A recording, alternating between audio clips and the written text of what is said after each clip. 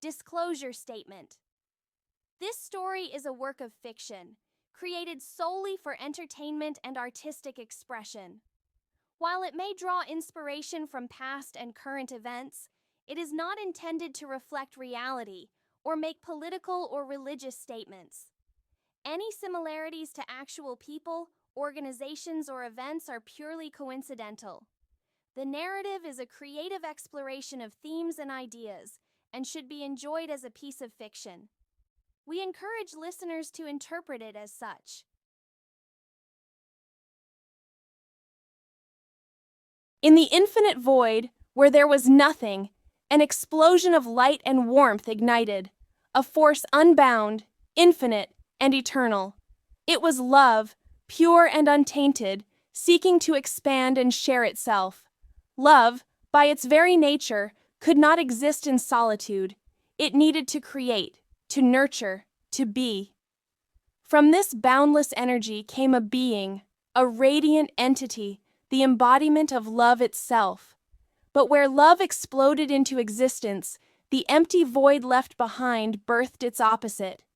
From the shadows of nothingness, a second being emerged, cold and hollow. It was fear, born of the absence of love, a being driven to consume and corrupt. Where love sought to build, fear sought to destroy. And so, the eternal dance of creation and destruction began. Fear, envious of love's power and its ability to create, sought to undermine it. But love could not be corrupted. Love was pure. Fear, desperate to taint love, devised a weapon. Lust, the first of many creations meant to mimic love but distort its meaning. Where love gave freely, lust took greedily. Fear's arsenal grew, creating the 7 deadly sins as tools to corrupt and control love's creations. Lust, to twist love's passion. Gluttony, to mock love's abundance. Greed, to pervert love's generosity. Sloth, to stifle love's energy. Wrath, to overshadow love's peace. Envy, to poison love's joy. Pride, to sever love's humility. The birth of humanity. From its boundless essence, love created the universe. Stars danced in endless skies, planets spun in perfect harmony, and within this vast creation, love formed humankind, beings endowed with the greatest gift of all, free will. Humanity was made to choose, to experience, and to grow, bound not by laws, but by love's infinite grace. But fear, seeing humanity's potential, saw an opportunity. It whispered to them of its existence, presenting itself as an equal to love.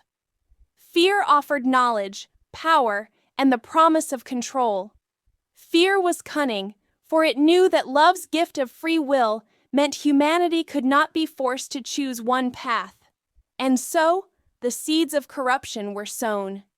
The book, Humanity, began to record the voices it heard, both from love and fear, without being able to truly tell the difference, into a single text. The words of love spoke of compassion, forgiveness, and unity.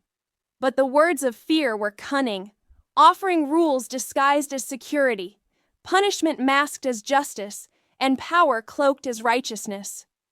Over centuries, wars were fought in the name of this book. Fear reveled in the chaos, as humanity could no longer distinguish love's voice from its own. Laws were written, nations were forged, and humanity fractured into endless factions, each claiming to wield love's truth while unknowingly serving fear.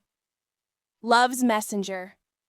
In an act of true love, love sent a piece of itself into the world, a messenger, born to remind humanity of what love truly was. This being, pure and selfless, spoke only of compassion, forgiveness, and the boundless nature of creation. But fear, now very deeply rooted in humanity's mind, could not allow this messenger to thrive. The messenger was betrayed and killed, leaving behind only a small glimmer of love's truth, a hope that some might still find their way. The age of the seals, centuries passed, and humanity spiraled further into chaos. Nations rose and fell, Weapons of unimaginable destruction were built, and fear became indistinguishable from the very fabric of life. Love watched, powerless to intervene. It could not take back the gift of free will without ceasing to be love. And so, the seals were broken. In a world teetering on the edge of chaos, a charismatic leader rose to power, his smile a disarming mask for his true desires.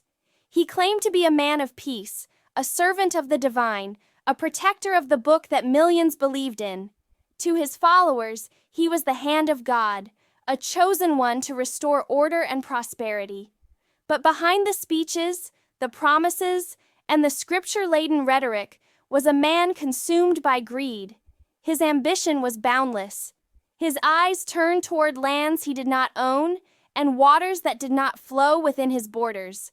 He proclaimed it his duty to claim these territories, not for himself, of course, but for his nation, for his God, and for the greater good. When the nations resisted, standing firm against his demands, his mask slipped. "If they will not give it," he declared to his council, "then we will take it." The first seal, the false peace.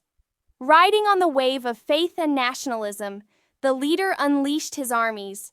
His flag bore the symbol of peace, yet his sword glinted with conquest. Other nations, seeing the aggression, rallied to defend the invaded lands.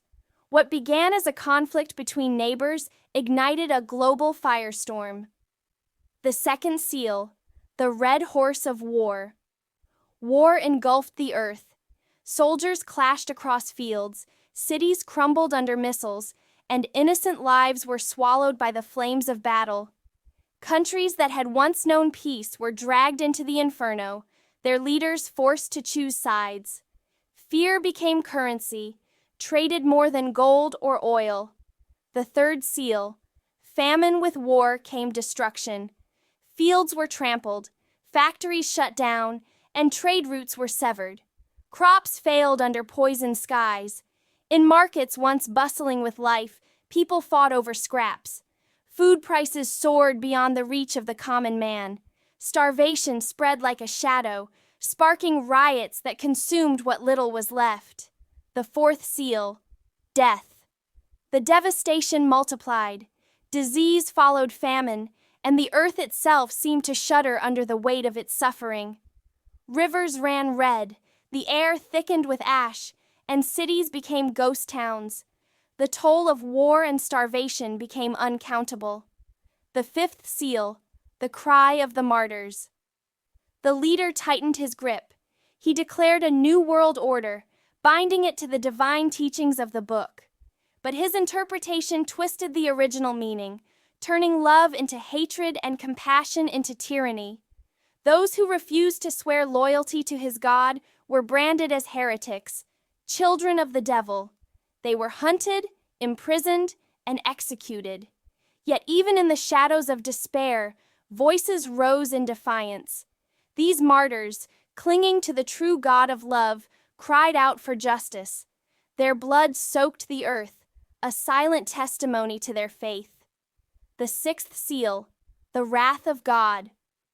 The heavens raged, the earth quaked, the sky darkened, and the stars seemed to fall like fiery tears. This was not the work of man, but of the Creator, watching his creation unravel. The true God, the one whose love had breathed life into the world, wept for what his children had become. "I gave them free will," he whispered, "and they chose pain. I cannot bear to see them destroy one another any longer." And so, the seventh seal was broken. The seventh seal, silence. In the stillness of that moment, as the world descended into nothingness, there was silence. No screams, no cries, no echoes of violence, only peace. The Creator, with a heavy heart, ended the suffering by ending it all. Epilogue. A glimmer of hope. Though the world as it was had ceased, the Creator's love remained. From the void, he began to dream again, a new creation, free of corruption and pain. For love, as fragile as it may seem, is eternal.